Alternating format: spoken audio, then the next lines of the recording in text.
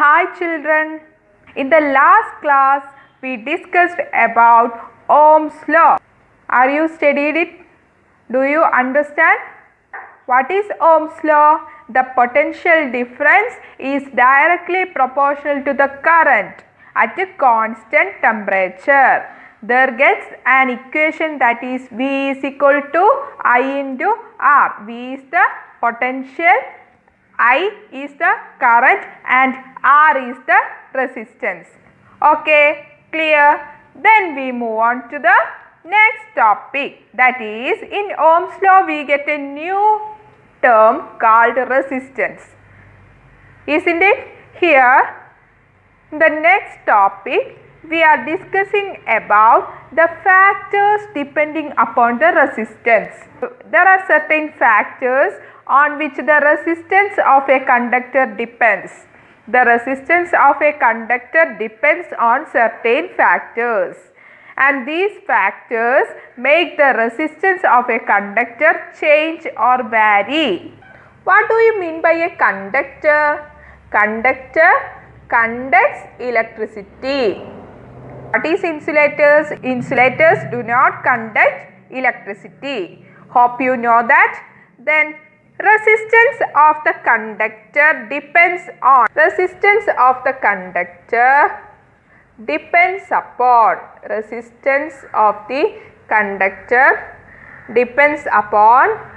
The first factor is length of the wire. Length of the wire. I already told you resistors is used to give resistance in an electric circuit. These resistors are in the form of wires. So resistance depends upon the length of that wires. Okay. Then the second one, area of cross section of wire. The third factor and the last factor which depends the resistance is the nature of material of wire. Nature of material of wire. Resistance, what are the factors that depends the resistance of conductors? That is, the first one is the length of the wire, the second one is area of the cross section, and the third one is nature of material of wire. Then we have to check how is it dependent. How is the length of the wire dependent upon the resistance? That means as the length increases, is the resistance decreases or increases. As the area of the cross section increases, the resistance increases or decreases. Okay, we have to check this, that is the resistance. It is very important. The resistance is directly proportional to the length of the wire. The resistance is directly proportional to the length of the wire. We already said that the resistance is directly proportional to the length of the wire. Then how is the area of cross section related with the resistance? That is, resistance is inversely proportional. Resistance is inversely proportional to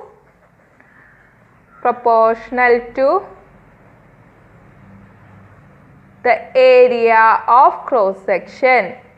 Resistance is inversely proportional to area of cross section.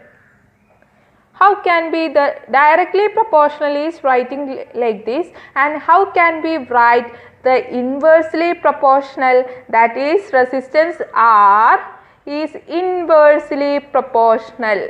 Inversely means 1 by A. Area of cross section A.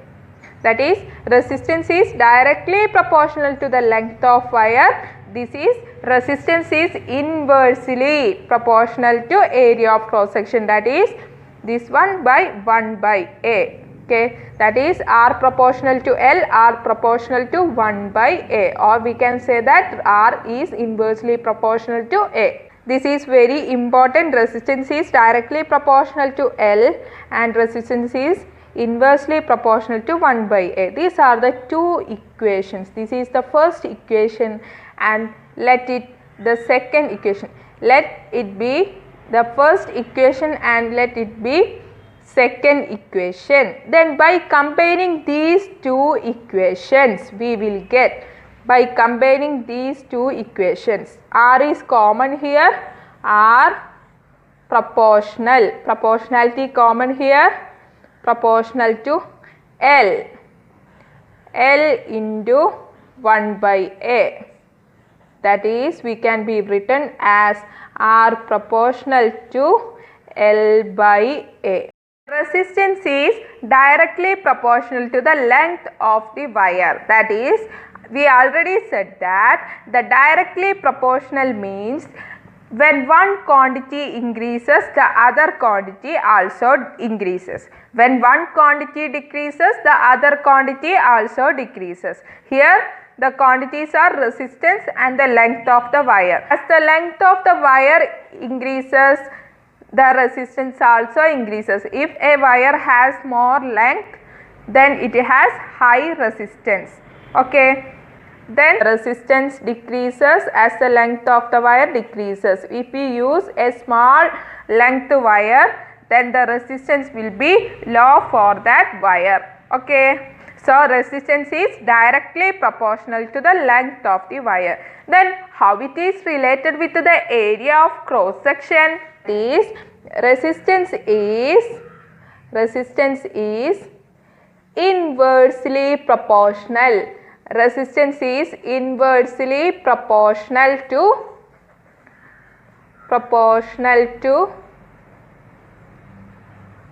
the area of cross section. Resistance is inversely proportional to area of cross section. How can be the directly proportional is writing like this, and how can we write the inversely proportional, that is resistance R is inversely proportional. Inversely means 1 by A, area of cross section A.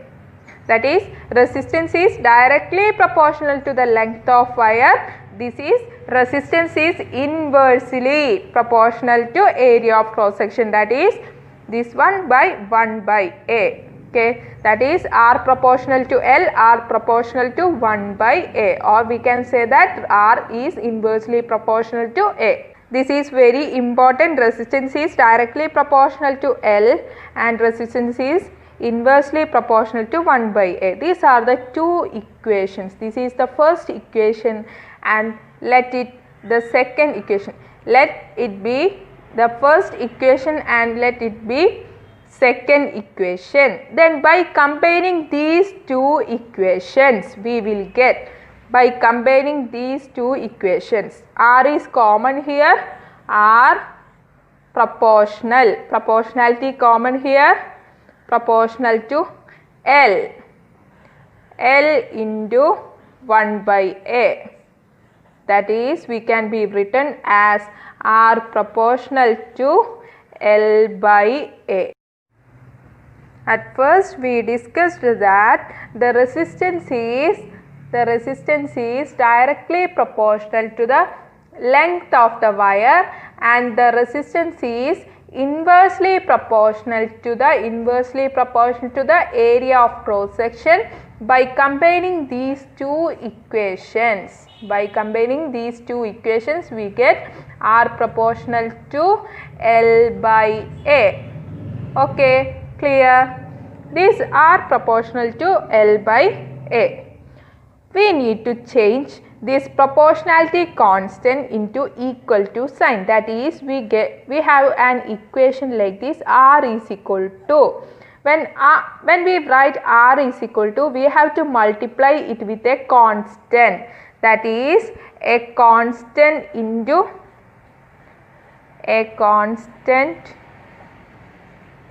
into L by A. In order to change the proportionality constant into equal to sign, we have to multiply this L by A with a constant, and that constant is rho. That is, we can write that constant R equal to rho into L by A.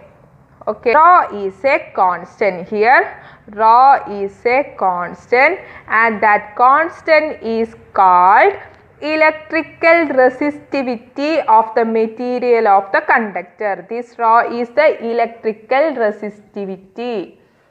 Electrical resistivity. Okay. Electrical resistivity of the material of the conductor. That is, this is our equation. R is equal to rho into L by A. Rho is the electrical resistivity. Okay, hope you clear that. Rho is called the electrical resistivity of the material of the conductor. So R is equal to rho into L by A. Okay, then how can we write the equation of resistivity? By giving this A into this side, that is, division becomes multiplication, and here that is R equal to rho into L by A becomes A coming to this side AR, that is, division become multiplication, that is rho into L. Here into L become division. Here multiplication become division, that is rho is equal to AR divided by division by L. Okay, this is the equation for resistivity. This is very important for your examination, and we have to do many problems using this equation, that is rho is equal to AR by L. Okay, this is another equation. This is the equation for electrical resistivity. What is the unit of electrical resistivity? That is, we can calculate the unit from this itself. That is, we know the unit of area is meter square, and the unit of resistance is ohm, by the unit of length is, what is the unit of length? It is meter. By cancelling this, we get ohm meter. Okay, this is the unit of resistivity. The unit of resistivity is ohm meter. Clear? That is, here electrical resistivity is equal to A into R by L. A is the area of cross section of wire. It is the resistance of the wire, and L is the length of the wire. That is, the unit of electrical resistivity is ohm meter. Hope you clear about electrical resistivity. We already said that the resistance vary with the temperature. Like that, the resistivity also changes with the temperature. This electrical resistivity rho is also varies with the temperature. Both resistance and electrical resistivity varies with the temperature. Then we already talked about the conductors. What is conductors?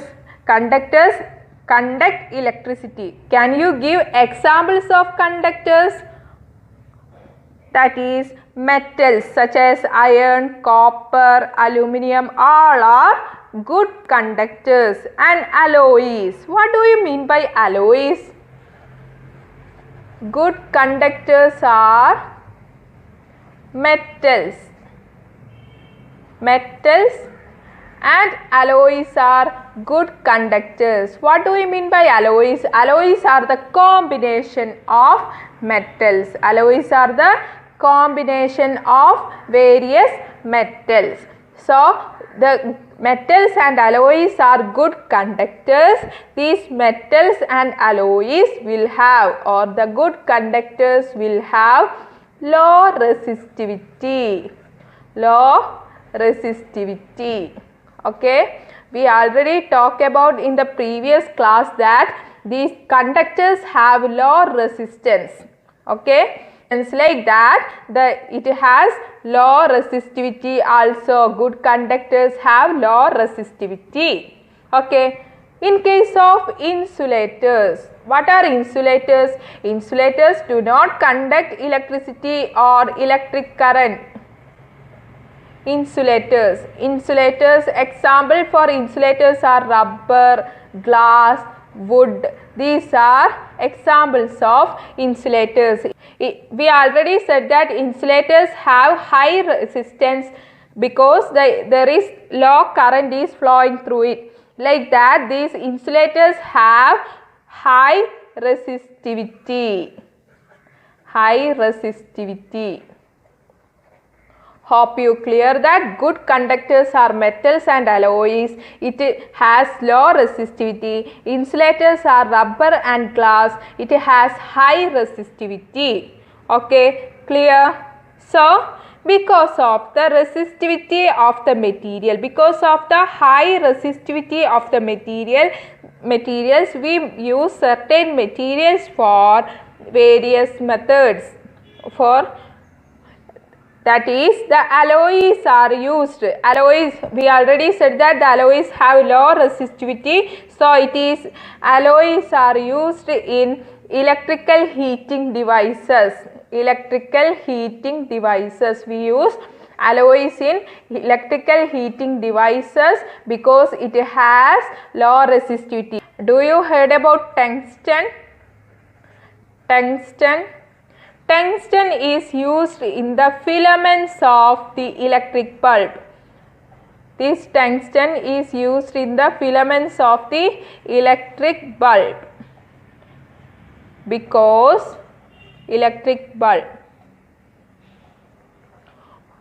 Why tungsten is used in the filaments of electric bulb? Why? Because this tungsten has high resistivity.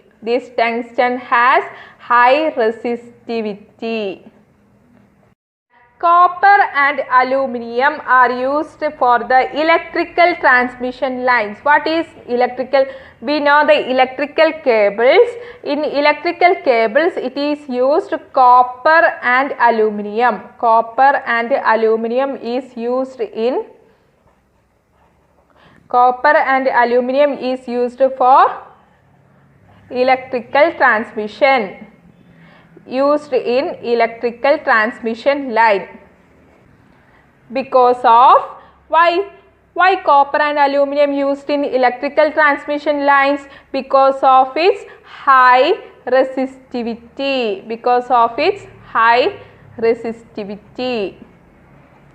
Here tungsten is used in filaments of the electric bulb because of its high resistivity. Like that, copper and aluminium also used in electrical transmission lines because of its high resistivity.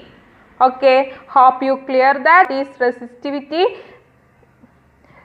What are the factors depending upon the resistance? What are the factors depending upon the resistance? That is the length of the wire and the area of cross section, and the third one is nature of the material. How is it related?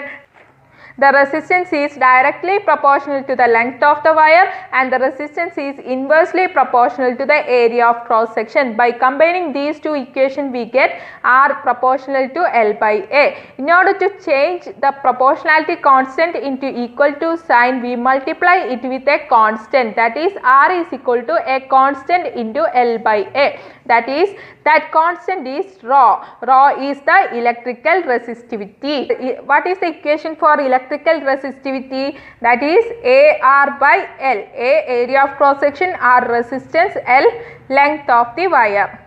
Then the unit of resistivity is ohm meter. Resistivity has many practical applications, that is in good conductors, that is metals and alloys, it has low resistivity. In insulators such as rubber and glass, it has high resistivity. The tungsten is used as filaments of the electric bulb because of its high resistivity. Copper and aluminum used as electrical transmission lines because of its high resistivity. So, resistivity has its practical applications also. Okay, hope you understand the factors depending upon the resistance of a conductor and the resistivity. We will continue in the next class with the problems relating to these topics. We will do the problems relating to the equations V equal to IR and rho equal to AR by L. Okay, we will continue in the next class. Thank you.